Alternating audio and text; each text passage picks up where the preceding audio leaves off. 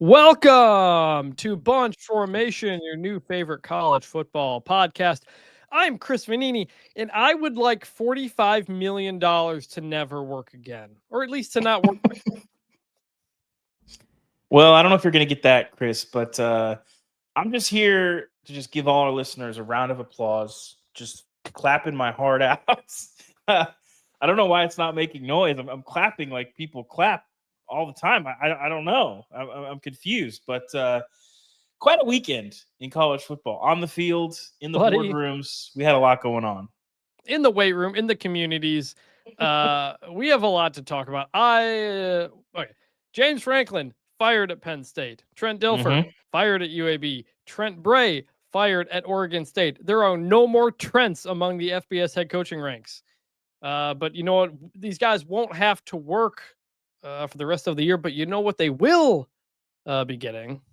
Tell them to bring me my money. Yeah!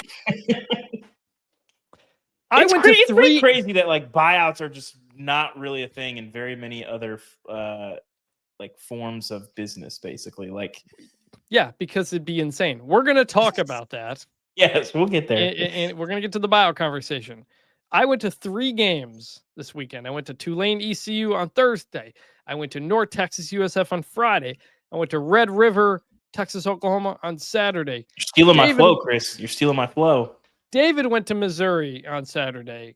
We are both, frankly, exhausted. I've written 4 stories. Oh, David's got the towel. Saturdays in Como. I don't know about the slogan. What do we think schools are spending on towels these days? Because there was like a good, 13 to 20,000 towels probably being handed out. Could definitely FOIA that. Anytime I'm at a game and there's a giveaway, I am taking it. For the record, I have a lot of those. We are both exhausted. I've written 4 stories on this Sunday. We're recording this late Sunday because so much happened during the day. But first, David, because of my travels, I went to New Orleans. I went to the State Fair of Texas. I'm going to list a couple of things. I'm going to need you to guess where I ate this. Was it in New Orleans or was it in the fairgrounds in Dallas? I would like to say that I'm probably an expert on both of the food places, both of the food scenes in those locales. So I feel good about knocking these out. First one, fried crab. Fried crab? Dallas knows better. So that's definitely a New Orleans thing. That was New Orleans. Good choice. Good choice. It was very delicious. Delacroix. I've been around the.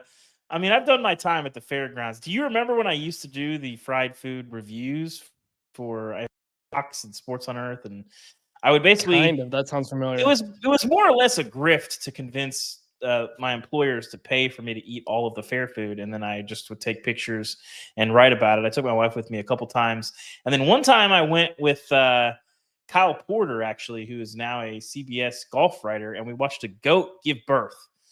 The magic of the State Fair of Texas. Okay, I talked to a goat on Saturday. I went to the petting zoo area, asked some animals if John Mateer was going to play. They would not tell me. I tried. Turned out he did. Okay, real quick, fried lobster. Fried lobster, that's definitely gimmicky enough where that's the State Fair. Correct. And last one, corn dog. Well, you didn't have a corn dog, Chris. You had a Fletcher's corny dog. There's a distinct difference. If you did indeed eat just a corn dog, I'd be disappointed in you. But no fried Oreos, no fried Snickers, Chris? I did have fried Oreos. I did have fried cheese curds. Ari Wasserman took some of them from me in the press box, as he does now every year. Yeah. All right. So we got a lot to talk about. I'm not sure as of this coming out of my mouth if we're going to have timestamps in the show or not, because I may just simply not have enough time to get this to it. This is the week, Chris. There's always a week like that the season catches up to you and breaks you. I feel like for both of us, this was the week. This is it. As a result, we're not gonna read reviews on this show. There's too much to get into. We do have some more. We will get to them in the future. I just want to get to the stuff that people want to talk about. And with that, we are going to start off with the media scrum. That's why I don't read the newspaper, because it's garbage. And we should note, Chris, if you want to sponsor the media scrum or Bunch Formation, hit us up. But let's get into it. Yes, bunchformationpod@gmail.com. If you want to sponsor any of these mini segments we have, please reach out. All right, folks. James Franklin, he of nearly playing for the national championship last year. He of 2 weeks ago almost, playing for the #1 ranking, has now been fired after stunning losses to UCLA and Northwestern. I think Penn State's the first ever team to lose consecutive games when favored by 20 points or more. I didn't know if they would do it after UCLA. I didn't think they would. After Northwestern, I thought they might. Turns out they did. And that will be around a $45 million buyout just for Franklin. His assistants need to be bought out too. Remember, Jim Knowles is getting $3 million as a defensive coordinator, and this is his first year. So this is going to cost Penn State a whole lot of money.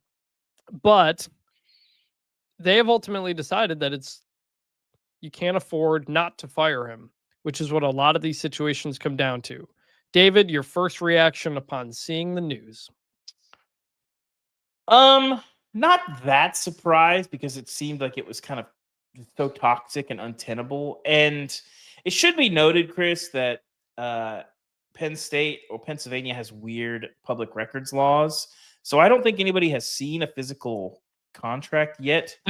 There seems to be some rumors that there's mitigation in the deal. There is a term sheet that was put out, but Pennsylvania doesn't, even though it's a public school, they have records laws that protect places like Penn State and some of the other schools from not having to release all of that stuff. So we don't know. It appears, based on reporting, that it will be paid out not in a lump sum. It will be paid out over a period of time, potentially through the end of the deal in 2031, which makes it much more manageable. We don't know if there's offset of some kind or not that would ultimately lower that number. But either way, this is going to be a lot of money. Yeah. And if you don't know what that is, basically, is whatever you get paid in your next job comes off of that buyout. He's probably not going to be making $10 million in his next job. But if he's making $6 million, then Penn State only owes him, $4 million. Whatever the remainder is on that. Yeah. So some of them are exactly that. We don't know for James Franklin. Yeah. What the offset is, because the wording had always been fully guaranteed contract, because that's what Mel Tucker got at that same time. It's what a lot of coaches got around that time when everybody went crazy with the coach contracts. I'm stunned with how quickly this happened. Like for what I just said, we're like 15 days off of James Franklin. It didn't happen that quick though, Chris. It didn't happen that quick, because it did. Because if they're 2 plays away from beating Oregon in overtime, and if you do, everything's different. Here's the issue: once they lost to Oregon, though, that team unraveled. It's very clear that when that loss happened and they again lost a big game at home, there was no sense of belief, or there was just an overconfidence that we don't need to try again until we play Ohio State. There's probably something to that. And they probably got a little bit of bad luck catching UCLA at like the worst possible time. But here's the issue is, it's not like we're late in the season. Penn State's best win this year is Florida International. And so ultimately you invest all of this. You put a ton of money in coordinators. You take Jim Knowles away from the national champions, and you strip basically your biggest roadblock to the national championship, to the Big Ten championship in their coordinator. You take him away. You've already gotten Andy Kotelnicki. You keep Drew Aller, you keep Nick Singleton, you keep Katron Allen, you keep a lot of your defensive front. You add a couple pieces in the portal. Amari Campbell's been a nice pickup from them. Shout out to UNC. All that is, James Franklin has been criticized for basically his entire tenure for losing the big game, but he already lost the big year. You built all this up, and it's clear that Penn State will probably never have a path clearer to the national championship, clearer to the Big Ten championship, where they're not going against the talent discrepancy necessarily. They're the ones that bring everybody back. Oregon's still replacing pieces. Ohio State's still replacing pieces. This was your chance, and it's already gone. And so if all of the stars aligned to give Penn State this peak year, and the year is already gone, then I think you've proven to yourself, he can't take us where we want to go. We got to hit the reset button. It felt like all year that Penn State just thought what happened to Michigan and Ohio State the last 2 years was going to happen to them. Like Mhm. they didn't look very good even in those early games. No, they sometimes. did not. It was not good. It was not good to watch. No, they did not seem focused. They did not seem to have a drive. And then sometimes that can happen when you have all these people that come back for a lot of money and we are picking you to play for the national championship. But when you have a head coach there that's been there for 11 years, eventually people just kind of tune you out and what you say doesn't work anymore. And so ultimately, I think, and we got a good email from listener Griffin who said, I will always respect what Franklin did to rebuild the program from where it was. He made Penn State a national brand again. In a school that attracted numerous blue chip talents, it is unfortunate that it ended the way it did. I do think they went all in on the Oregon game. And when they didn't show up for 3 quarters and then lost in double overtime, it all unraveled. And my heart breaks for Drew Aller, 5-star QB who can sling it. Mhm. And yet they run jet motion option plays with him. And then for him to just get hurt and be done for the season, I do think he has some ability in the right system. And there's more to the email, but he also says that he thinks that Pat Kraft means business by doing this. Penn State Yeah. buying out you're not buying out the coach for $50 million if you're not then going to go all in on who you're trying to hire. Yeah. And have some sort of a plan and some idea and some knowledge of, hey, people are going to be receptive to this. So the two obvious ones to start, Matt Rule, Nebraska coach. Matt Rule played at Penn State. He worked under Pat Kraft at Temple when Kraft was the AD at Temple. The two of them are really good friends. They vacation together. So that is naturally where it's going to start. The other obvious one, Kurt Cignetti at Indiana, number 3 or 4 in the country right now. We'll get to that. We'll get to Indiana's win later in the show. Cignetti's from Pittsburgh, went to West Virginia. He's coached in Pennsylvania before. Though to get him out of there would cost like $12 million. But again, at this point, I don't think the money matters for Penn State. If you they are what like they call a guy, pot committed at this point. You got to Yes. do everything you can. Yes. So like, of the first two options there, what do you think? I mean, it feels like if you can get Cignetti, you've got to try. I think what Cignetti has done the last 2 years in Indiana, I think you could make a pretty strong case. Is like the single best coaching job we've seen in the sport. I don't want to say ever, Chris, but it might be ever. I mean, it's on pace to be ever. It might be ever. I guess maybe. No, it was fat. I was thinking maybe Scott Frost at UCF the first time around when he took an 0-12 team and turned them into a 13-0. But this is faster and I think harder. UCF, there's nothing keeping you from being the best team in the American. In Indiana, there's millions of things keeping you from being a top half team in the Big Ten. And they're just out here bullying people. So, yeah, I mean, I think I'd probably start with Cignetti. I think everybody likes Matt Rule. Obviously, he's a guy that has done a good job of rebuilding. But, like, for better or worse, like, we've seen him. There seems they're spinning their wheels a little bit at Nebraska. Like, obviously, the Carolina project is different. They've failed there. But, if you give him a place where he's got all these advantages, which he hasn't really ever had in his career, I think both of those guys would be wildly successful. And I think, to me, when you look at this search, it does feel a little bit like Cignetti, Rule, or bust. Rule would walk through fire for this job, I believe. He loves Penn State. He loves everybody who's associated with Penn State. The issue is he kind of has a James Franklin problem where he can't win the big game. That has been a problem. He has not beaten a top 25, I think it was top 25 team or top 10 team, but something like that in a very, very long time. Like even at Baylor, I don't know if it happened. But he's always had the year 3 turnaround. He took Temple from 2 wins to 10 wins, took Baylor from 1 win to, I think, 11 wins in his third year. And now he's 5-1 in his third year here at Nebraska. They do have the loss to Michigan. They haven't been great. They had to come back and beat Maryland, but they are 5-1. So, and you get Dylan Raiola, number 1 recruit. So like he was able to do some of that stuff. That's where it gets difficult with Pat Kraft is like, you have your friend, your buddy there who you've worked for before and you know how he works. Do you think you can do better or should do better? And so let me throw some other names out at you. Matt Campbell, Iowa State head coach. Manny Diaz, Duke head coach, former Penn State defense coordinator. Eli Drinkwitz, Missouri head coach. Brian Kelly, LSU head coach. Lane Kiffin, Ole Miss head coach. I'll explain why in a minute, but what do you think about swinging even bigger? I mean, is Matt Campbell a bigger swing? Well, I meant more of the guys at the end of the yes. Brian Kelly, I mean, you'd be doing LSU a favor at that point. Here's the problem is, whoever you take, their fan base needs to be heartbroken. And the two guys that we talked about at the top would be crushed if those guys left. And all the guys that you named, with the exception of probably Drinkwitz, yes, and maybe and Ole Miss, and Ole Miss. Yeah, and Ole Miss.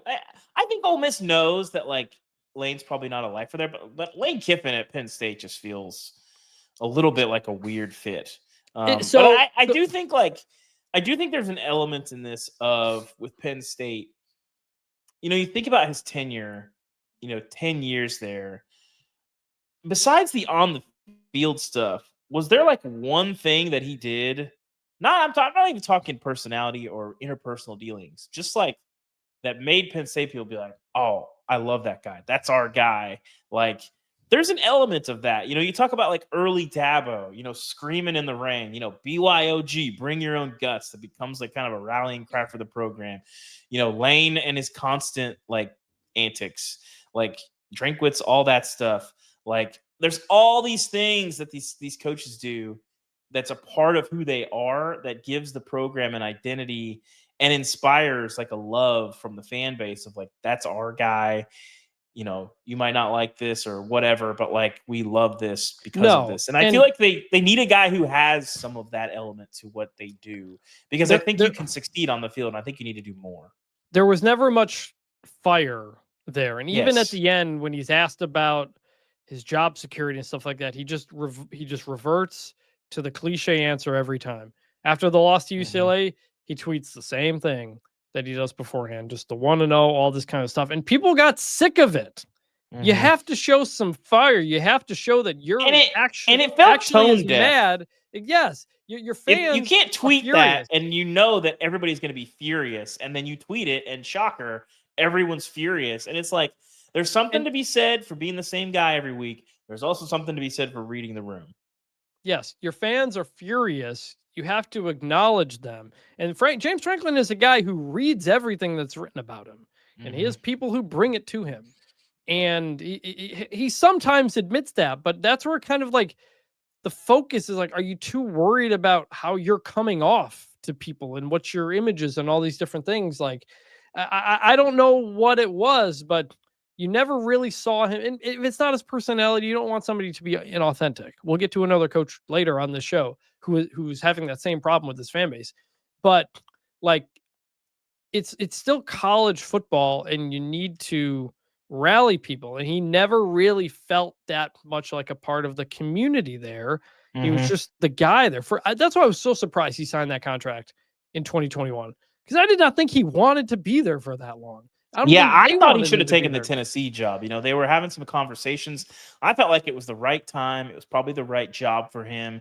Tennessee, he already had a lot of street cred in the state. Like, I really thought it made a lot of sense for him to take the Tennessee job at the time. He did not, obviously, and now here we are. And so the reason it's possible this Penn State search could go anywhere, because yes, we named the obvious couple of fits up at the top, but a job like Penn State, great job. Anything can happen. This is an A job on my job profile, and this isn't a historic great job that is downtrodden. They were a drive away from playing in the national championship last year.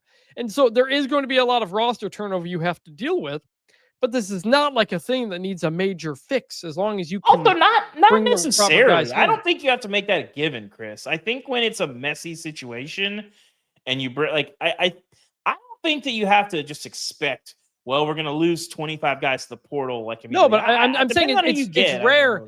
It's rare for a job of this caliber to come open like this when it's not the guy leaving for the NFL. And so that is why I'm listing active SEC head coaches. A guy like Lane Kiffin, who's gotten everything he's wanted from Ole Miss, has a top 5 team right now.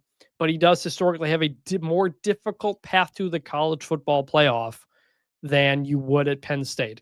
That makes the job appealing. Also, Penn State is finally aligned on the money front. You got to give James Franklin credit. He complained a lot about things he didn't have at Penn State, but he was able to eventually make those things happen.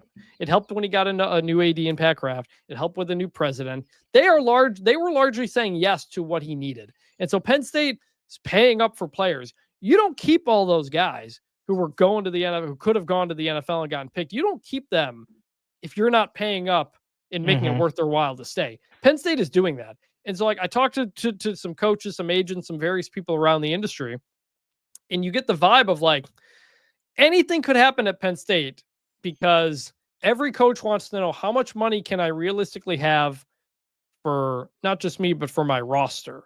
That is a huge thing right now, and it's different all over the place. And if Penn State is fully aligned and is fully willing to spend at that level, they got a $700 million renovation on the stadium going on. They got this new gigantic Adidas deal that the specifics of which are still a little kind of murky. There's a potential here that Penn State is really fully aligned on that money front, and that could make it interesting for anybody. Someone mentioned Mike Elko to me, the Texas A&M head coach. Now, you would think Texas A&M, unlimited money, they can do that too. It's probably true. It's just worth noting Elko is from New Jersey. He's a Northeast guy. Just not saying he's leaving, but wouldn't be surprised if the feelers are put out there. So is this easily a top 10 job? I said right around top 10. It feels like fringe top 10, probably. Because you put just off the top of my head, Ohio State, Texas, Georgia, Michigan, probably Notre Dame. Maybe a couple more SEC jobs in there. Penn State's like right around. Like, it's in that mix of like fringe top 10. Like, you could make the case of like 7 to 8. You could make the case of like 13 to 14, but like, okay. All right. Yes. And so we will see. We'll have a lot more on that on theathletic.com and on this podcast. Other firing news. Trent Dilfer at UAB. Friend of the pod. Disaster! What a bad idea! The thing that everybody said when he got hired turned out to be true. He was not cut out for this. They go 9-21, 0-15 in road games. That's the defining stat of the tenure, I feel like. If you didn't win one double game, digits. They don't play another road game until November 1st. So they will have gone on a longer streak without a road win actively than when the program was shut down for 2 years. That's how long this has been. And so you and I both visited have gone to UAB and talked to Trent Dilfer and the AD Mark Ingram there. We're kind of in the weird position of the two of us. We're two of the only reporters who actually went and did that. I went there. I went there when he got the job. You went there after they kept last him year in the offseason. And, he got that job because he talked his way into it because he's a very good talker. And he wooed. Like, extremely good. Like, alarmingly good. Like, it was one of those things, like, when I talked to him, it's like you get you end the conversation, you're like, I think I kind of believe, but then you remember that you trust your eyes and you've watched his football teams and you're like, they're really not good. And they really let go of the rope a couple times last year. We haven't seen that as much this year, but when you're getting run off the field by Florida Atlantic, and I like Zach Kitley too, maybe the tallest FBS coach. I like Zach Kitley a lot. And but you're talking about a year one coach, Yep. That's a killer for you. And this is such a letdown. Like, I would have a lot of UAB fans in my DMs asking when he was going to get fired, what this was going to happen. Keeping him was a very controversial decision, not popular. Because remember, the community brought that program back from the dead after the University of Alabama system shut it down. And Bill Clark stayed there. He could have gone to Southern Miss or a couple of other jobs. He stayed at UAB. They start winning as soon as they bring it back. They win 11 games in like 2018, I think. I went down there like 2 or 3 times to see Bill Clark. And I talked to Bill a couple times after they brought it back. He's a good dude. He steps down in the summer of 2022 due to back issues. And because of the timing, that meant Bryant Vincent was going to take over as interim head coach for the year. Vincent goes 7-6. Players want to keep him. Ingram, the AD, doesn't keep him. goes with Trent Dilfer. Brian Vincent becomes the ULM head coach, is now probably doing a better job there than Trent Dilfer did at UAB. So a lot of frustration. You got the new stadium, you got the new football building, all this stuff that came back. It's supposed to be a higher level G5 job. They move up into the American, all this stuff. And Trent Dilfer comes in and it just immediately goes downhill. And part of that's on him. Part of that is being in a more difficult conference. It's not Conference USA anymore, to be fair. But this is a job with high expectations. And the question a lot of people around the industry have right now is Ingram going to be even the guy to make the hire? Because everybody's pissed at him for hiring Trent Dilfer and turning it into kind of a joke, which a lot of people doubted at the time. I think the two names immediately that come to mind here, talking to people, are Vincent and Clark. But it depends maybe who's making the decision and whatnot. What do you think of this whole UAB thing? I'm curious if you can go back down the roads previously traveled. It's like that. That feels like, can you do that? Do you want to do that? Obviously Brian Vincent has been doing an okay job. Like Monroe, toughest FBS job. Yeah. He's been doing okay. I mean, they started, I think, 6-0 last year and kind of got bumpy down 5-0, got bumpy down the rest of the way. But so, like, if you give him UAB's resources and access to talent, it's an interesting question of where that goes. And obviously, he gets a full, season rather than just having the interim job. So, generally, going backward, I'm not a huge fan of, but I think it just depends. I think when you're UAB and you have a lot to sell, like I think it can be a pretty good job. People care there, which you can't say about everywhere. I would maybe, I'm not going to rule those options out, but I think I'd like to, canvas more and talk to people, maybe not high school coaches and maybe not people that have sort of questionable qualifications for the job, lest you be seduced into hiring them. But, I don't love the idea. I feel like here are some other names that people have thrown out to me in talking to people. Ed Orgeron, Neil Brown, Tyson Helton, Western Kentucky head coach, Skip Holtz, he's there in Birmingham a bit with the Stallions, Navy offensive coordinator Drew Cronick, Western Carolina head coach Kerwin Bell, Mercer head coach Mike Jacobs, Presbyterian coach Steve Englehart. Names to watch. We don't need. I like going with a lower division guy that's just been winning. Like the track record for those guys. I say this every coaching carousel, Chris. I feel like I'm yelling at a wall. Those guys are not sexy, and they don't get that many people excited. And guess what? It doesn't matter. You know what gets people excited is winning. And if you hire a guy who just wins everywhere, guess what? The Kurt Signettis and the Lance Leipold's do.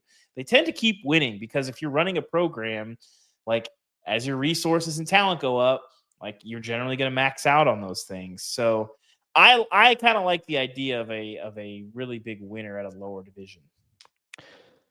We will see on that front. Oregon State fires Trent Bray. They are 0-7 this year. They lost 39-14 to Wake Forest on Saturday. Blew a couple of games because of bad special teams.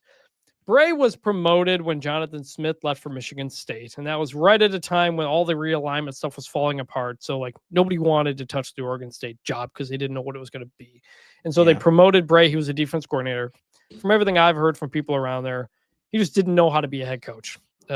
First time doing it, didn't have a lot of that stuff down, hadn't prepared to be a head coach. Like some guys, have their whole plan.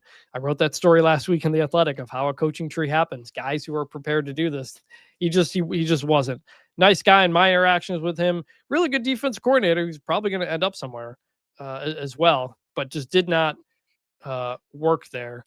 And it's a different situation now because now they are going into the new Pac-12. They are set. They know what their future is. And it's a winnable league. Like you're in a group of 6 conference. And so the feeling is like, yes, you're 0-7 and kind of a mess right now, but you're moving into a situation that will be beneficial. The facilities are really solid. I've been there a couple of times and seen it. It's pretty nice. People there tell me they've got donors who are ready to get involved and do what they need to do. So they've got that. On the field, you it's not been great. Malik Murphy has not been good. You're going to have to kind of turn over that roster again, probably. But so it's like it's now a pretty good group of 5 job, group of 6 job is basically how you should view this. And so names to watch here. I would Scott Barnes, the AD, has a long history of hiring assistant coaches who become head coaches and then get hired elsewhere. I think it would really behoove them to hire somebody who's been a head coach and knows how to discipline and all this stuff. Because I don't know if you saw the quotes on the players after the game, but you had players basically saying, yeah, guys on this team have quit. And that is not. I missed that. That's not great. Not a good look. No. So when that happens, you probably got to fire the coach. Some names here. Let me know what you think. Montana State head coach Brent Vegan. I think it's Vegan. UC Davis head coach Tim Plow. Montana head coach Bobby Hawk. Former Wisconsin coach Paul Christ. He coached there before. New Mexico coach Jason Eck. San Jose State coach Kenya Matalolo. Cal offensive assistant Nick Rolovich. Michigan State offensive coordinator Brian Lindgren. Oregon's Tosh Lupoy. Missouri OC Kirby Moore. A couple of others. So, any thoughts on Oregon State? No, I think those are all good options. I don't know if Bobby Houck would necessarily leave, but I like the lower division approach. The thing with Oregon State is they are in a weird place because yes, you've been left behind by the adults table in college football, and that is disappointing in a lot of ways. But the flip side of that is you might be able to win more. And yes. What is more enjoyable? I don't know, but I do agree that it's a different job. It's a job that, like a lot of college football, is evolving into something very different. If you're going into the Pac-12 and you're probably going to finish in the bottom half of it more often than not, is that preferable to being able to compete for whatever we want to call this, Pac West Mountain 12, sort of Frankenstein conference that's about to sprout up? I think you can make a case either way. And so I don't think it's as bad a job as I think people would think. Of they're out in the wilderness now and nobody wants to do anything there. I don't think that's necessarily the case. I think one of those current head coaches, Jason Eck, I think would be a great hire. I just think you get him though. I don't know that you can get him. I think he was the one guy on your list that I was like, he should probably sit tight. He may be able to wait around. Now, look, New Mexico is not usually a place you sit around and bide your time. Bronco Mendenhall left after 1 year, but even in this cycle, Eck may have better suitors. Last year was pretty quiet. This year is shaping up to be. And I mean, obviously, listen, there's still some big ones like Florida, LSU. I mean, where Jason Eck went? Hey, you know where Jason Eck went to school, by the way? Is it Hard Knocks? It's Wisconsin. So, I didn't know that. He reads Wisconsin. I didn't know that, but having met him, I think once or twice. Yeah, if I had to guess, Wisconsin. I think this is. I don't want to make New Mexico fans feel bad. I wrote about you in the preseason about how you lose all your coaches and all your players, and I don't want to bring that up again. He's doing a good job. I'm celebrating the Lobos. We love the Lobos. I think if you're Oregon State, you go with one of those, either those FCS head coaches. Yeah. Or I really think Nick Rolovich might be a good fit there. Yeah, I was talking with our editor about this today. Listen, it was controversial at the time, but I will say whatever you thought. Wait. For people who don't know, he was Hawaii's head coach, did a pretty good job, won 10 games, gets the Washington State job first year of COVID. The second year of COVID, he doesn't want to get the vaccine, becomes a whole thing, don't need to rehash it all, but they fire him over it because it's state law. And he sues the school. I don't think he won. It's a really, really messy thing. He was kind of out of college coaching for a while. He was helping out at high schools and stuff because nobody wanted to touch him. But it's a different time now. My thought of this is whatever you think of that decision, I feel pretty confident it's not going to be a recurrent issue. I feel like whatever happens in the future, I feel like that particular issue can probably be left in the past. And that's really been the only kind of hiccup in his career where it's you rubbed a lot of people the wrong way. Of course, others might be holding up as a hero. I mean, like when you sue your AD and accuse him of all these things, some administrators are not going to want to touch you, and it's very possible that is the case here. I think he'd be a good fit. He recruits the West Coast very well. He's good with quarterbacks, good relationship with JKS. Not that I'm saying he would transfer there, but he fits the regional kind of area of what you want to do, and he's done more with less. So just saying it's worth keeping an eye out there. So, all right, we're last thing here on coaches. Big contracts, big buyouts. Yeah. Everybody knows this is crazy. You said it at the top of the show. No normal business does this. This doesn't happen in the NFL. You don't pay to just hire a coach from another team. You have to trade for them. But college got so warped down this direction because the agents were so good at fleecing these athletic directors who didn't know what they were doing to eventually be like, well, there's a buyout for me to get out. There's a buyout to fire me. And the agents negotiated everything. The ADs didn't know what their ADs have a good coach. You're terrified to lose. You'll give him anything he wants. Then whoops, 2 years later, you got to fire him and find a place to find the money.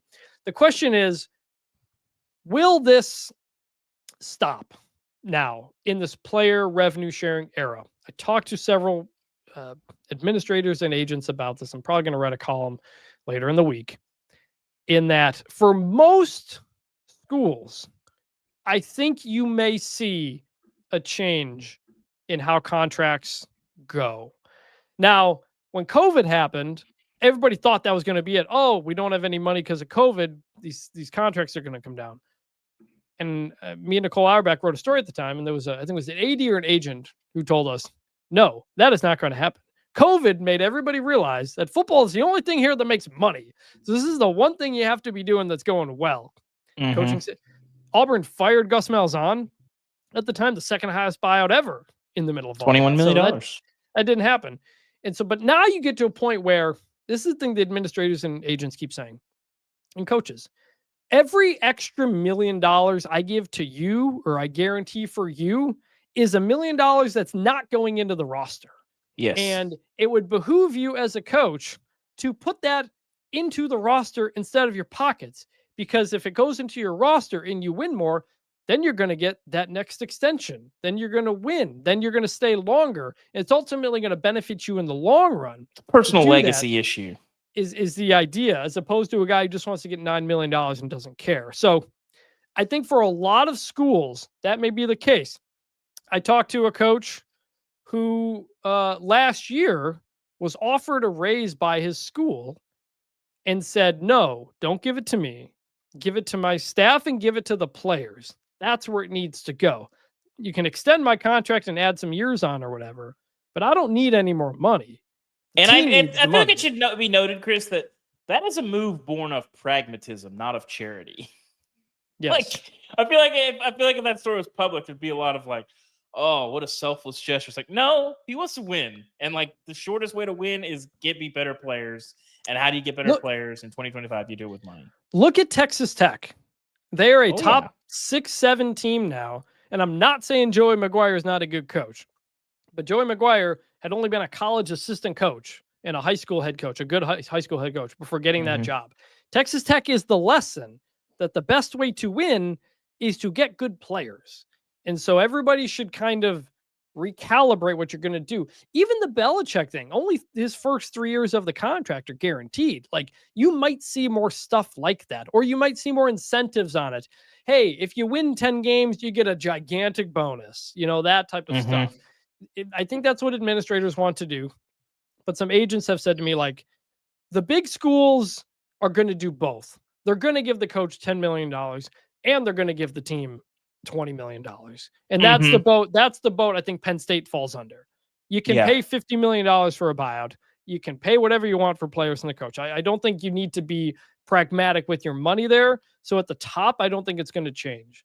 But I do think there's a possibility it happens here, unless this just happens to be the window that every job is open, so nobody has leverage except the coaches. And it might be. I mean, last year was just such a crazy quiet coaching carousel.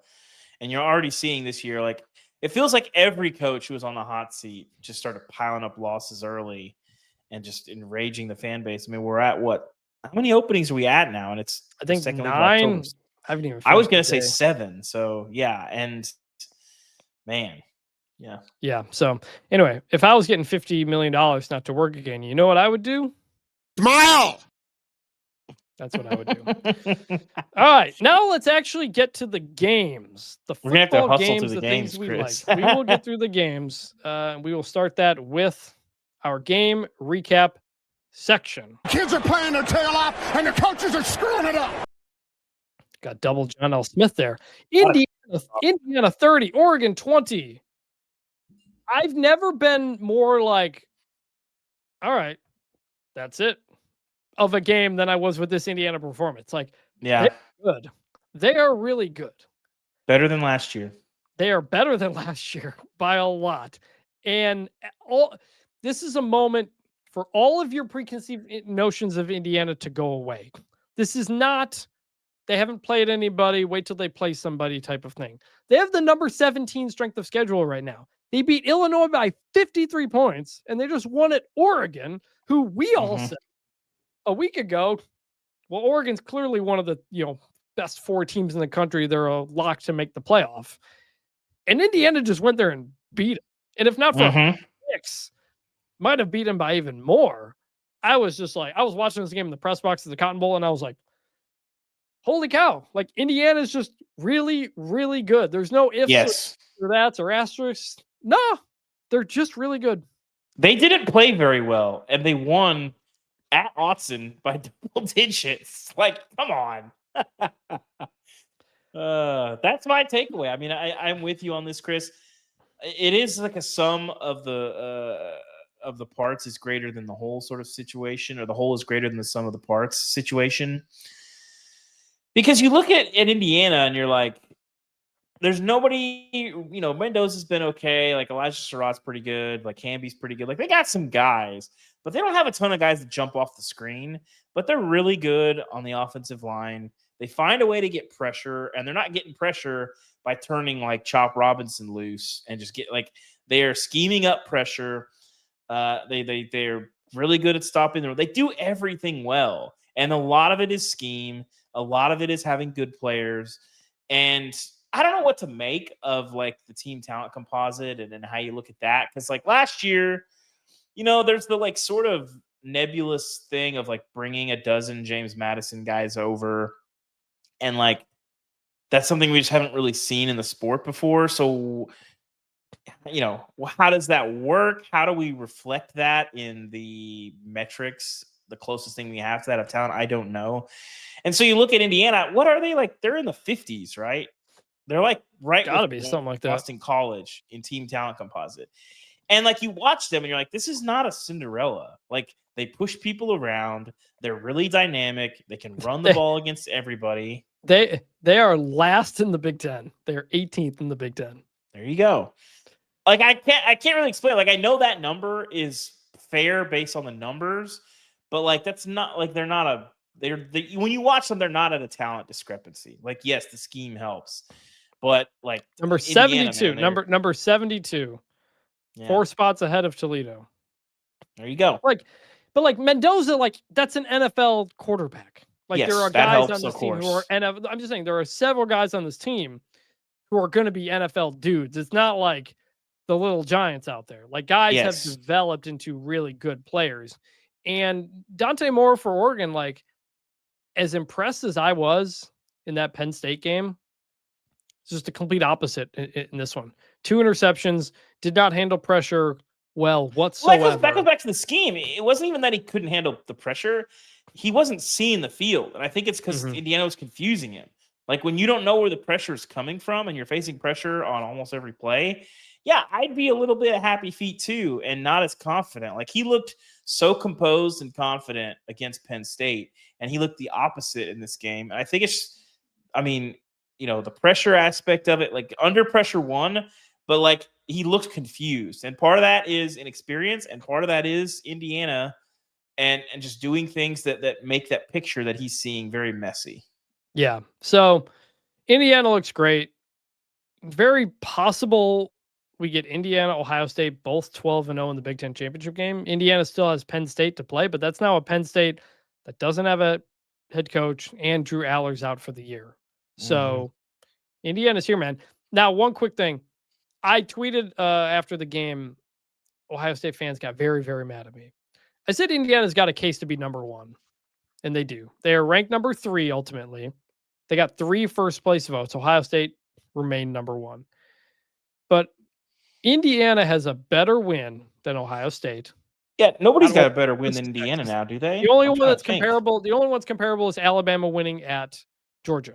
Yeah, and Indiana beat Ohio State by a lot more than Ohio State beat Illinois by a lot more than Ohio State did. So, like, just straight up on paper, Indiana's got a good pace to be number 1. If Indiana, the same thing you say about Texas Tech, if Indiana was Michigan on the helmets, might be number 1. And that's the thing we can't. Here's the thing I would say. By the way, Indiana's strength of schedule and strength of record, both higher than Ohio State in ESPN's metrics. Here's what I would say. If 3 days ago, if you're an Ohio State fan and you're going up to Oregon, do you feel like that's going to be a tough game? Do you feel like you might lose that game? Yes, right? Yeah, of course. So Indiana then goes and does that. How can you not feel the same way about Indiana then? Other than because it's literally because it's Indiana. It's because it's yes. So as of recording, I haven't determined who my number 1 on my 136 is yet, but these are the thoughts that are going on in my head. Moving on. Alabama 27, Missouri 24. Dave there. Alabama gets out to a double-digit lead. Can't put them away. Missouri comes back, but an interception seals the game. Ty Simpson, great once again. David, you were there. Your takeaways. Neither of these teams played great. I think Bama definitely didn't play very well. Obviously, losing Jam Miller hurt. Williams was like randomly hurt. He didn't have a catch. I think for Alabama to play poorly, and then they were the better team in this game. Like, Missouri had their chances. You know, that 4th down and 8 where Ty Simpson, threw it down to Latsier Brooks. Like, that was that was a pretty special play. That sets them up to go up 10, and then of course they get the pick to seal the game. They made the plays to win the game, but they were in control of this game for most of it. They give on the first play of the second half. It's a sack fumble and sets up a Missouri touchdown that ties the game. But if you're Alabama, you throw out that Florida State game, and that's a big if. But you throw out that Florida State game. I mean, it's a pretty unbelievable resume. They now have 3 wins against top 20 teams in a row. They're doing things that Alabama does. And, I wrote a column after the game talking about how they're not like soul crushing in the same way where it's like, of course Alabama's going to win that game. And I think we referenced this on the show that it's a little bit easier to appreciate these Alabama wins because like they made everything look so easy, and it doesn't look so easy now. But it's a really good win for them. And I think it says a lot about the program and coming back from last year when you don't play well and you're able to win on the road against a top 15 team. And that was probably the biggest home game Missouri's had. I mean, a decade, something like that. It was a pretty big game. How was the scene?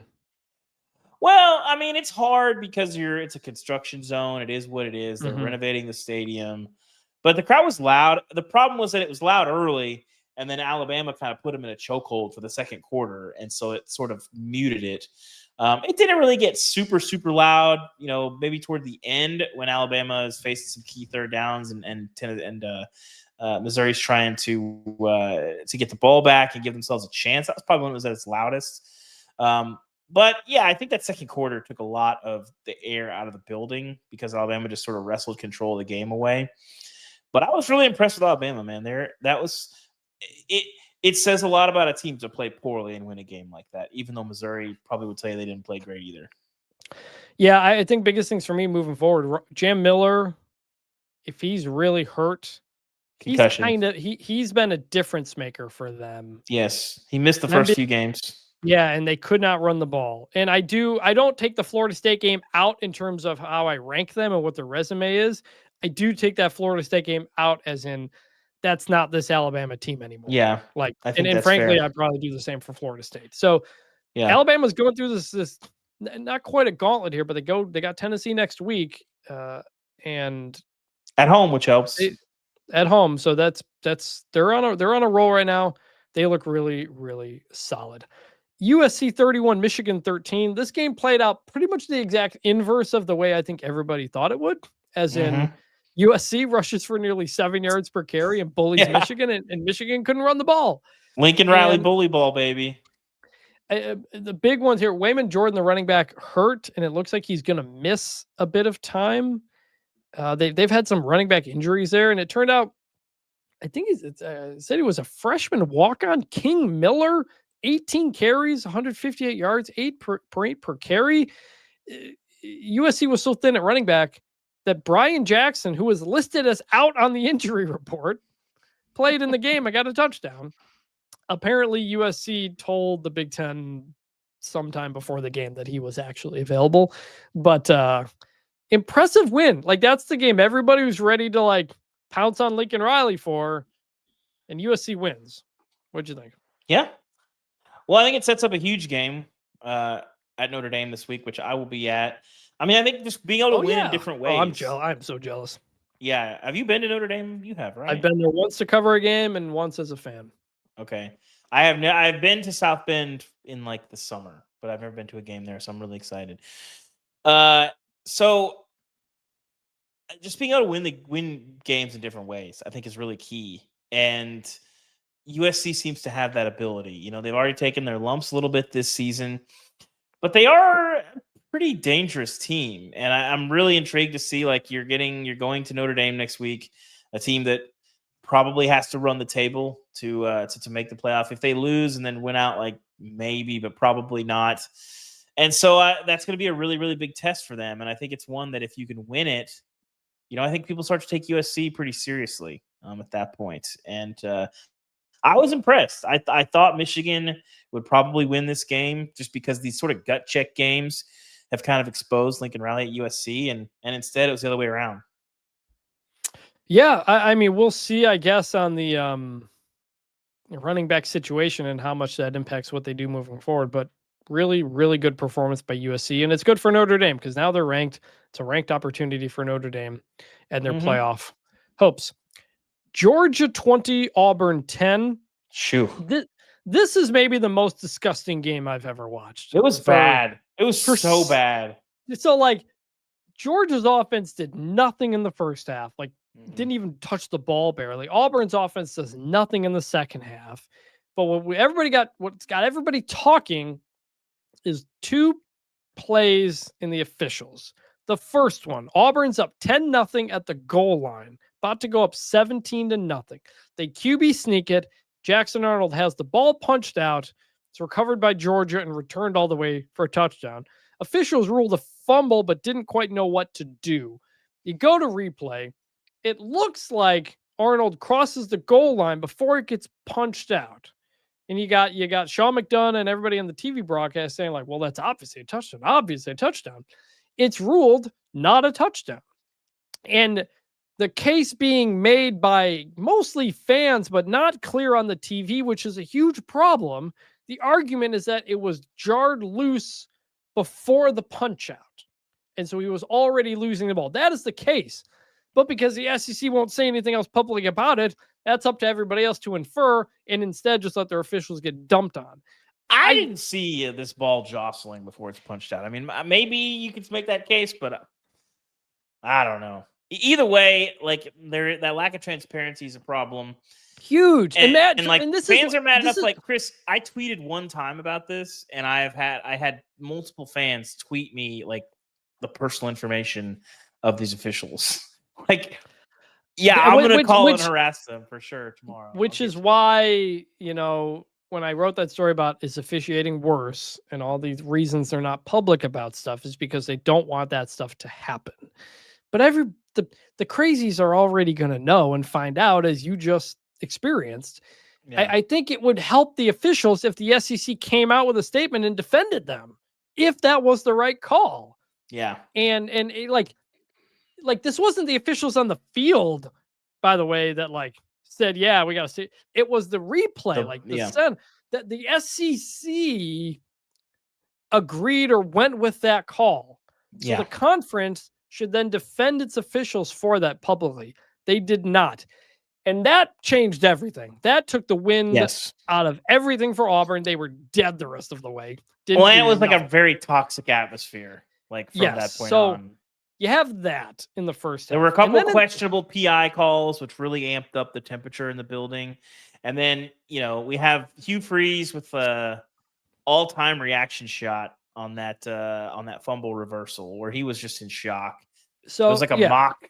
It was like a mock headset throw. So then in the second half, play clock's winding down. You see Kirby Smart running over to the officials and doing the timeout. They whistle it, call a timeout. And then Kirby Smart starts like clapping. He's clapping. And I think a lot of fans and maybe the broadcast took that as Kirby saying, I wasn't calling timeout, I was just clapping. And then the refs gave the timeout back to Georgia. So he was asked about it after the game. He was referring to obviously the new rule about disconcerting signals. And obviously disconcerting signals. You can't clap if you're in the front seven. I don't know if you can if you're in the defense. I don't know if you can if you're a corner or safety. It doesn't really matter. He was arguing that. Okay, that's fine. It wasn't quite as straightforward as like, he's pulling one over on the officials. But if you gave a timeout, you can't give it back. He clearly timeout. He clearly was calling timeout. 100%. You can see that. And I don't know why the officials then changed that. We didn't get a clear explanation. The SEC did not put out a statement. This is the one that the officials were probably confused. And they probably did think that he was talking about the clapping. But you granted a timeout. You can't just say, oh, my bad, I'll take that timeout. You just can't do that. And it results in a missed field goal, so you want to say it doesn't matter. Like, okay.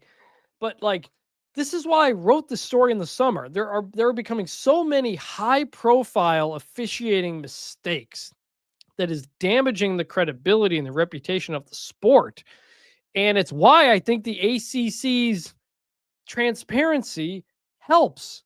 Even if you don't agree with a call, you see the process that they went through. But the SEC is going to be the last one to ever do that because they like to keep everything in-house and quiet.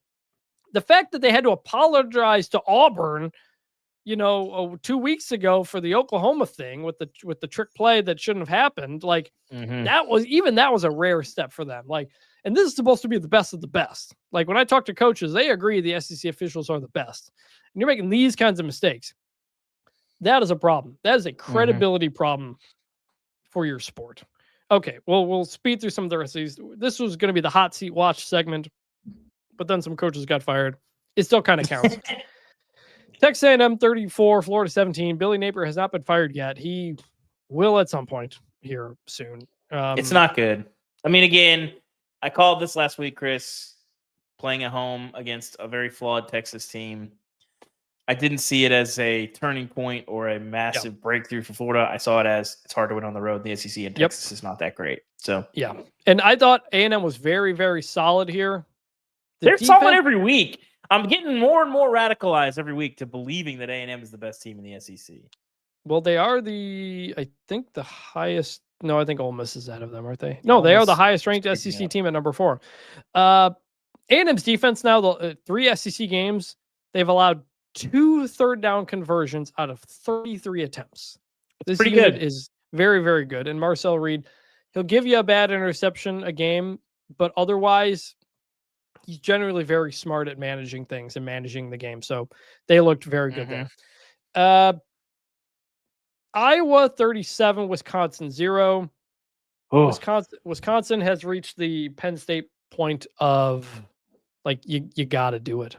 You have. I know it's $28 million, and Wisconsin is not as money rich as Penn State, but like you have to figure out a way to do it because it's. Chris, I think we both have a lot of respect for Wisconsin's program. This is you have to do it because the cost of not doing it is more. That is fans not donating. That is fans not buying tickets. That is all these things. And you have to do it. I couldn't believe it didn't work. This seemed like the biggest home run of home runs when they hired him, and this is why you never really know in a coaching search. But this program has completely given up on him. And this is going to have to happen sooner than later. By the way, you know who Wisconsin has next, by the way? Ohio State and then Oregon. So they'll be fine.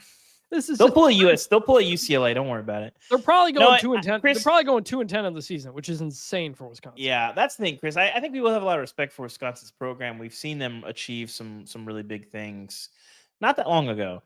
It is jarring for me to look at Wisconsin and be like, that's the worst P4 team. They're not Wake Forest. Somehow. They're not. Because Oklahoma State and North Carolina and Boston College exist. But you sure about that? I don't even know if they're the worst team in the Big Ten, which we'll get to another team in a minute here. No, they are. They are. So Iowa kind of shaping up into another just Iowa type of season. They have pants. They have pants Wisconsin throughout the entire Luke Fickell era, by the way. Just kind of stunning how quickly that has turned around. So we'll wait and see on that. Texas 23, Oklahoma 6. This technically hot seat for Brent Venables, but he's 5-1. He's not going to get fired here soon.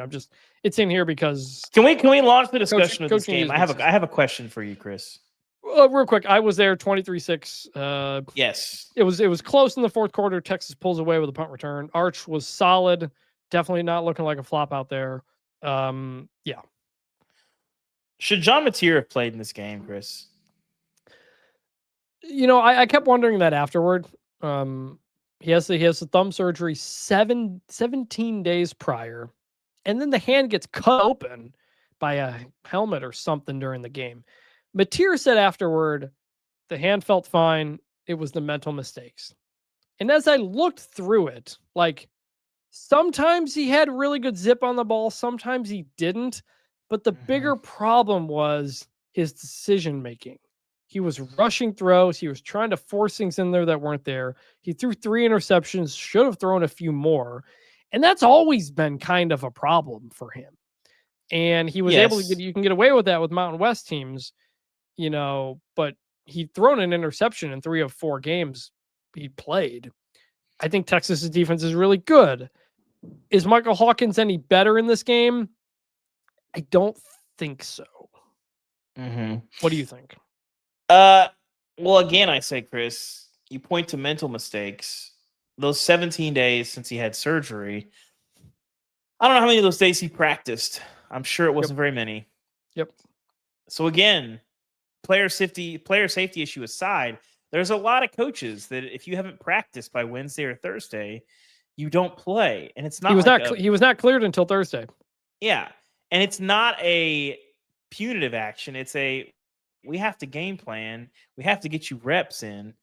And so, again, should he have played? I player safety issue aside, if you're not practicing, these are all interesting questions where if you tweak your game plan a little bit, obviously a little bit more quarterback run game, you hope Michael Hawkins has grown up a little bit.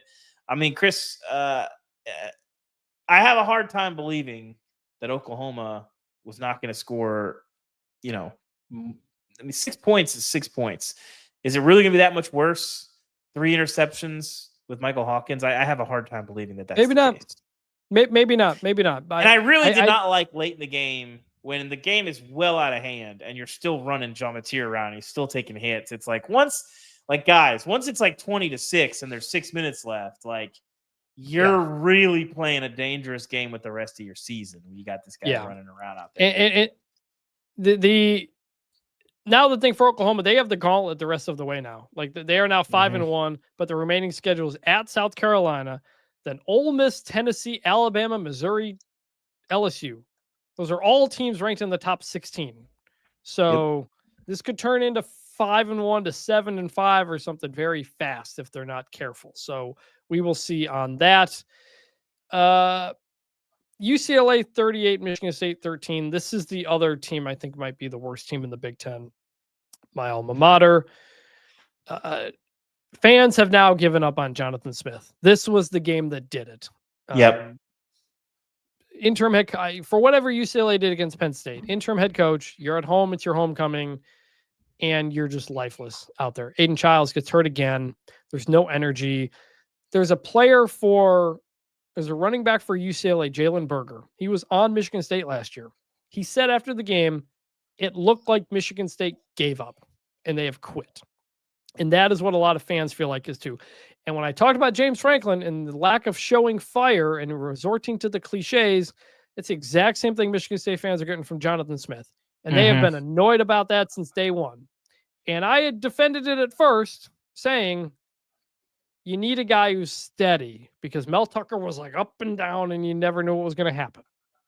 The whole point was that Jonathan Smith would be like Mark D'Antonio. He'd be steady hand, all that stuff. But Mark D'Antonio showed fire at times too, and got Michigan State off the mat. Jonathan Smith has not gotten Michigan State off the mat. The buyout to fire him is something like $30 million.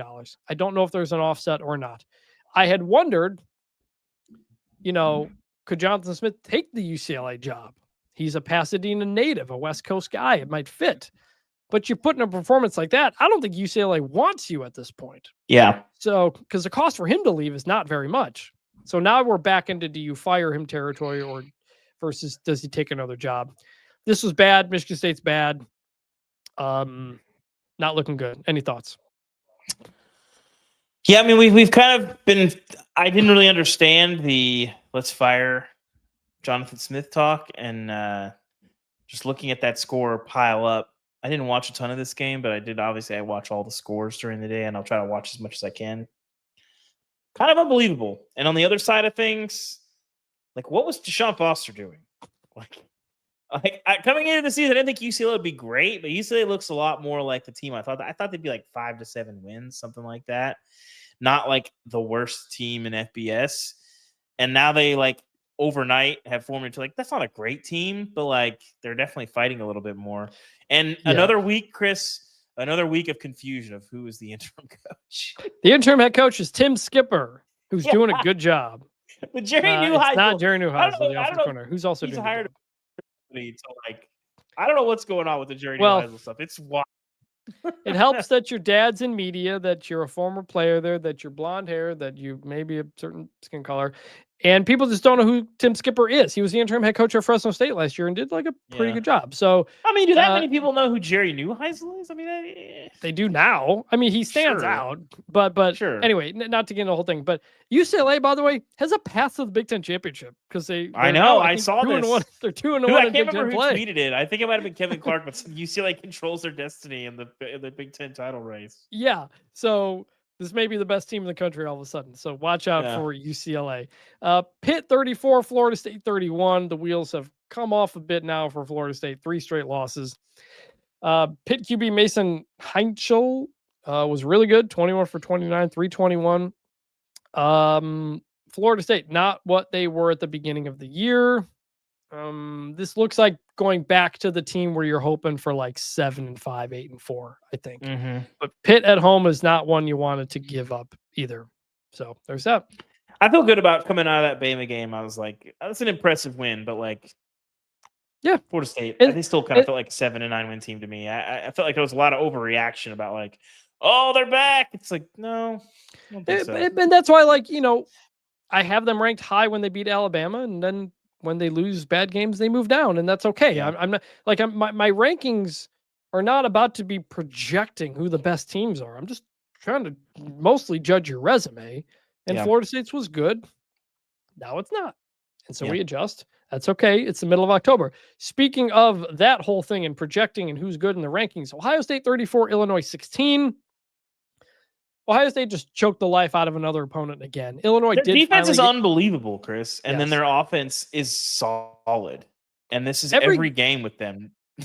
Every game, it's the offense starts out slow and safe, and the defense is going to lock down. And then eventually they're like, all right, Julian Sands seems comfortable. Let's open it up. And then these games are terrible to watch. The last 2 weeks, it's been this is the best the Big Ten has to offer. This is why people don't like Big Ten football, Chris. It's literally this Ohio State team. They got the best player in the country, and I don't really want to watch them. This is an incredible dynamic. Big Ten football You ever see that Team Cat Lab video of the slowed down Big Ten coaches with like the in the weight room walrus-looking in the faces community? Yes. in the weight room in the community? That's what I'm thinking of when I see this Ohio State team. That is what they are doing, and it is pure Big Ten football. I hate it. They do look like the best team in the country again as of recording. I don't know that. I don't know if I'm going to rank them number 1 or not with the Indiana thing and Miami too. But I would pick them to win over anybody in the country. Probably. So that's what that is. Except you're Michigan, good. But you're good. Yeah, we'll see. BYU 33, Arizona 27 in overtime. This was kind of the first real test for BYU, and they passed. It was a weird play. They won the game, Chris. They won the game. This is now two pretty wild ending. 2 straight 1-score wins, by the way. They had to hold on against Colorado and Arizona. So I think it's like a solid team, but they're not like a great team. But there's a play late where Bear Bachmeier fumbles forward. Someone else from BYU recovers it. They just count that. And it's a first down. And BYU ties the game and goes in or whatever. It's like solid, good performance by BYU. I don't have you at the level of Texas Tech, obviously.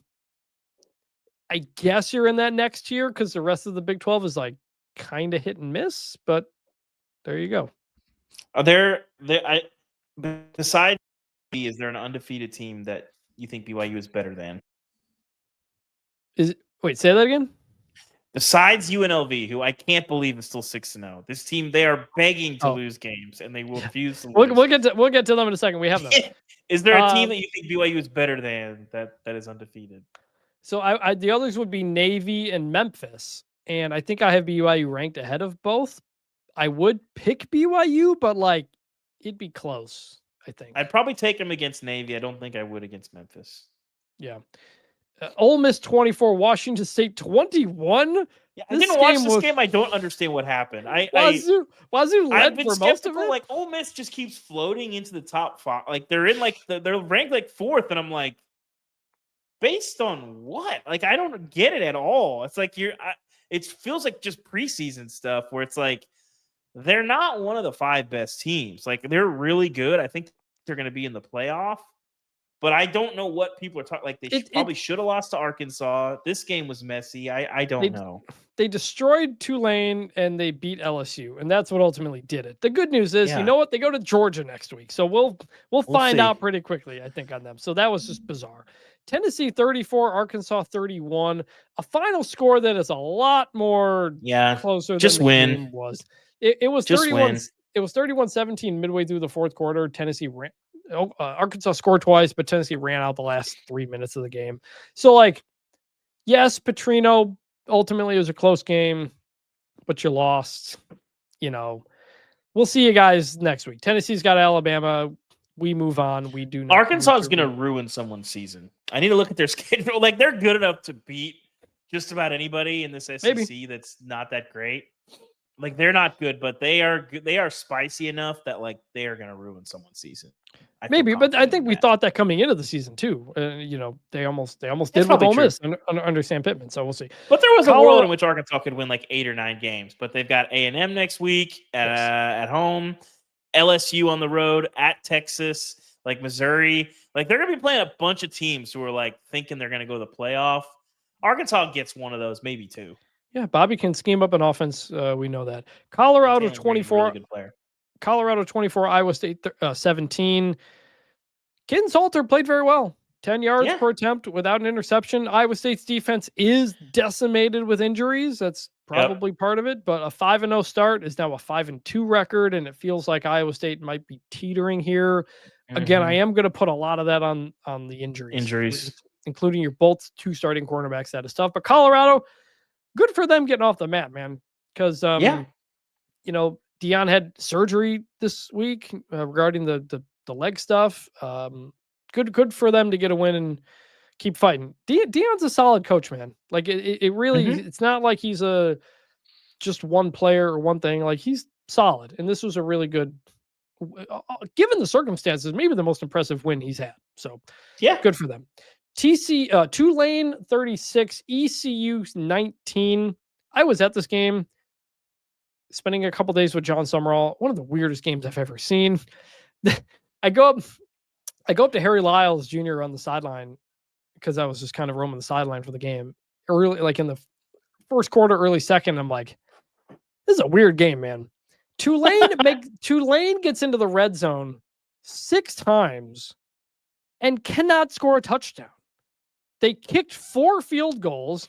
They faked one field goal that didn't work, and they had a fumble at the goal line. They eventually get in the end zone at the very end and win the game and hold on after a Hail Mary. But John Summerall after the game, I don't know if you saw it, but I saw he was furious. It was very funny. Harry Lyles like asked him, and John Summerall looks at me. He makes eye contact with me, and he goes, I forget exactly what it was. He goes, immature. This team's just very immature. I'm happy we won. I'm not happy with the way we played. And Harry was just like, all right, thanks, coach. Because Harry has had a similar one-on-one with Summerall before where I think he did something like that. Summerall's an interesting guy. I'm going to have a story on him this week or next week in The Athletic. That's just his personality. Like, he's not like that wasn't him being like angry. I was there in the locker room afterward with him. He didn't go in the locker room and rip these guys to shreds. He's just very like upfront with his feelings. And that's how he felt in that moment. And right after that happened, he looks at me, gives me a big smile, and he hugs his wife and all this kind of stuff. So like he wasn't like tearing the walls down, just to give people some kind of a behind the scenes. Fascinating. Chris, my real question for you on your Tulane trip, which was, first of all, did you bob for beignets? And no, I wanted to. I saw that. I went there with him to the Sports Center thing. That looked really fun. Yeah. But yeah. And secondly, is there anything you can tell the people about your trip to Tulane? I'm excited to read this story. All I'll say is that I'm not at all surprised that John Summerall is as successful as he is. He's been a head coach for 4 seasons. He's won 2 conference championships and played in another conference championship game. I don't know if this Tulane team is going to make it there because the American is very good. Yep. But it is, once again, a solid team. And I'm not surprised he's a winner. I think I get very much Dan Lanning vibes from him. I'll explain why when the story comes out, and we can talk about it more then. Yeah. But really interesting guy. Not surprised at all. He's successful. Another game I was at, USF 63, North Texas 36. Another weird ass game, man. Like sometimes games are exactly what you think they're going to be, though. And I felt like this was going to be a track meet, and then the physicality of USF was going to win out. And then a bunch of defensive touchdowns. Mestamaker was making a Mestamaker early on. Like USF turns it over like 3 times in the first quarter. North Texas 3 times their first 5 possessions, and the game's tied. But they're also scoring touchdowns as well. North Texas, in the second half, North Texas kept turning it over, and USF basically stopped, and they pulled away. North Texas had, I think, 6 or 7 turnovers if you include the muff punt that led to a touchdown. USF's good, man. Like, you could tell right away, the more physical team, the faster team. You can see it. They bullied him. And Drew Mestamaker, I like the way he slings it. There are times early in that game when I'm like, this guy's going to get a lot of money from a Power 4 school next year. And then there's other plays where you're like, maybe not. So, but I will say, North Texas sellout, the first sellout they've ever had in that stadium, the largest crowd they've ever had. It's a nice stadium. It's pretty new. Really nice stadium. And that was really cool. And I wrote a column afterward about like, this is like another reason why college football playoff expansion was good, because you had a ranked team coming in, I think for the first time coming into that stadium in USF. Both teams have playoff hopes. North Texas is undefeated. Like, that was a huge game with a big spotlight, and the environment was awesome. So I hope North Texas fans continue to come out and support that team and still have a really good season. But really cool environment at North Texas. A lot of like Dallas-based writers who were like, yeah, I haven't been to UNT before, or I haven't been here in forever. We're like, we all came for that. And so didn't turn out the way they wanted. They still haven't had that breakthrough win as a program, but they're pretty good still. The USF looks really good. That looks like the team that beat Florida for the most part. Yeah, so they're good. UNLV 51, Air Force 48. This is UNLV. It's an insane game. I watched most of the last fourth quarter of this game. Like, I don't know, like, what is going on with this team. They cannot lose. They try so hard every week. and they cannot lose. Calandria, a touchdown run in the final minute to beat an Air Force team that had 1 win. UNLV, people keep saying they can't keep getting away with it. Well, they keep getting away with it. They're still undefeated. Don't keep them out of your playoff projection just yet. They're nuts. Speaking of Group of 5 playoff, Marshall 48, Old Dominion 24, a stunning that was wild. result. If you pay attention to Group of 5 playoff situation, Old Dominion was like up there really having a chance. They were 4-1. This probably ends their hopes. That's all I was going to say there. Bowling Green 28, Toledo 23. Bowling Green erases a 21-point deficit to come back and win. This every game in this series, every year there's like a big comeback. Eddie George, man, Eddie George is doing a good job. I haven't watched a ton of Bowling Green. They haven't really had like a lot of big spots where you've been able to watch them. But you look up and they're winning games like a lot. And Eddie George, comes over from Tennessee State. They're sitting there at 3-3. They've already beat Liberty. Like that's. I've been impressed with what I've seen. They were sort of competitive with Cincinnati. Like, I didn't know what to make of this, but I will say for all of the like embracing the celebrity former player coaches, like Eddie George has kind of seemed like one of the more serious candidates. People have always said that. When he was at Tennessee State, everybody was like, Dion talks about the HBCU thing, but like Eddie actually does it. And they really there was some financial stuff going on there that they helped fix. It was I've just been impressed with him. Sort of getting this job in kind of under weird circumstances, and he's taking advantage of it. Yeah, keep an eye on them going into MAC play as that continues. Speaking of MAC play, Kent State 42, UMass 6. Huge game at the bottom of the Athletic 136. Kent State's first FBS win since 2022, 1,050 days. That's a team that's been through a lot. Good for them. Their second win of the season. They also beat Merrimack. UMass, holy crap, man. Like they're at the bottom of the 136. I don't know if they can come out of it at this point. That's because there's one other team, Jacksonville State 29, Sam Houston 27. Sam Houston also 0-6. They lose one of the best 0-6 teams you'll ever see. Also, absolutely not true. They lose on a 52-yard. They lose on a 52-yard field goal as time expires. Phil Longo with some very strange coaching decisions in that one. Yep. In a couple of weeks we have Oregon State and Sam Houston. I don't know if they're both going to be winless because Oregon State has an FCS team, Lafayette, I think, coming up here. But it's possible we have Ofer versus Ofer in a couple of weeks. So I thought UCLA was going to get there, and now obviously they've turned a corner. No. So, and with that, we're going to move into our helmet stickers. This is where we give a shout out to a player who maybe didn't get as much attention on an otherwise big day.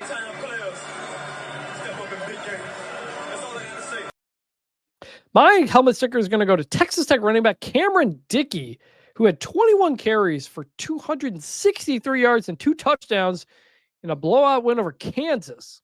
He had runs of 71 and 55 yards. Texas Tech had 372 yards as a team. Quentin Joyner got hurt before the season, the number 1 running back, and Dickey has played pretty well. This guy was a dual threat quarterback in college. And now he's the number 1 running back in Texas Tech. Almost a top 5 team running the ball well. Cameron Dickey, my helmet sticker. What about you? Texas Tech, by the way, Skylar Gill Howard, one of their big-time transfers, left the field on a cart in an air cast, but the x-rays were apparently negative. So good news for Texas Tech. I'm going to go with our guy Byron Brown, 22 of 28, 245 yards, 3 touchdowns to the air. Ran for 82 more yards, threw for a pair of touchdowns. Big game on the road, huge atmosphere. Really needed this one because, there's no at-large. Like the Florida win, You haven't said, by the way, you haven't said what team he plays for. For people who don't know, that's the USF quarterback. USF quarterback. Sorry, listen. That's me putting faith in our listeners to know. Most of them probably do, but for the ones there's some ball knowers among listeners. Byron Brown, USF quarterback. Anyway, big game. You got to win the American, and you've got to beat these teams that you're better than, that are good enough to beat you.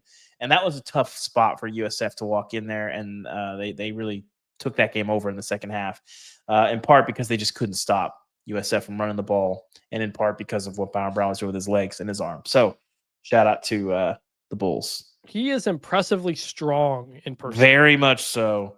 Like, I feel like he, last year was not a great year for him. But the 2023 season and the guy that we're seeing now, who people are just dragging, he's just dragging people. I don't remember him being that strong like in 2023. Yeah. He must have hit the weight room because he really is hard to bring down. He's fun to watch. And so somehow the weight room made his throwing motion all janky. But it's weird, whatever. But it's working. It's the job done. All right. With that, we're going to end the show the way we always do, and that is by remembering some guys. It's better than this. Guys being dudes. And in the spirit of a Penn State quarterback, I'm going to go with Anthony Morelli, quarterback from 2004 to 2007. Mm-hmm. He started the last 2 years there, number 14. He was the quarterback I saw Michigan State defeat as a freshman. Senior day when Michigan State got to a bowl game. He was between Michael Robinson and Darryl Clark, two explosive guys. Morelli did not ever quite live up to the hype, but I remember him. Also, we should have said this earlier, but like Drew Aller's college career being done. Yeah, that's tough. That's tough, man. Like that is a guy who, for all the criticism he got for his play or whatever, like that dude was a fighter, never gave up. It's a guy we thought was potential first round grade last year. And now because of the injury, like he's probably going to really plummet in the draft. He's probably lost a lot of money because of that too. So like on top of the team struggles and James Franklin and all that, Drew Aller, it's the last we'll see of him at Penn State. And that's really unfortunate. So that is really tough. We will in the future remember you. Maybe the same way we remember Anthony Morelli. Yeah, possibly. I am going to go with our guy, Brody Croyle. I saw Alabama this weekend, got me thinking about we were talking about before the show. It's hard to have guys at Alabama because they're all just like dudes, essentially. But Brody Croyle, very much a guy, played at Alabama from 2001 to 2005. The pre-Saban era. I believe, I did. I watched him play in person. There was a game, I want to say 2003. And they just absolutely squashed Arkansas. I think they busted like an 80-yard run on the first play of the game.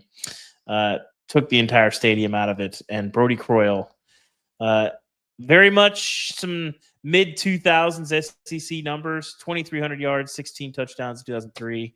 2,400 yards, 14 touchdowns in 2005. I just remember, listen, he's like the godfather of the Bama Bangs, I think. So shout out to Brody Croyle. He is, according to Wikipedia, he is one of four quarterbacks since 1960 in the NFL to start at least 10 games in their career and not win a single game. He has, in 2015, he was named by FanSided as the second worst quarterback in Chiefs franchise history. So didn't work out, but he did win his work with the Chiefs, but he did work at Alabama. He did win a Cotton Bowl MVP award and is remembered fondly enough there at Alabama. So Anthony Morelli. Brody Croyle. Oh, we also got we got a ton of nominations here, so we're gonna get to these over the ensuing weeks. But I'll give this one from listener Donnie. My remember someone is Eric Ainge. I remember as a kid growing up in Tennessee wanting to be him. I dressed up like him for Halloween as a Tennessee fan. He brought some fun times in his freshman year. I know Eric. He's a nice guy.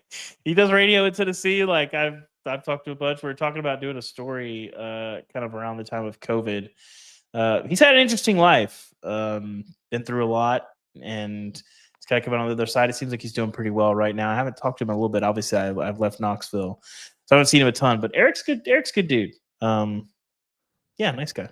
And I remember him. I remember him as a player, but like you see him around a lot in Knoxville, so I don't know if he fits my criteria because I just like see him around. So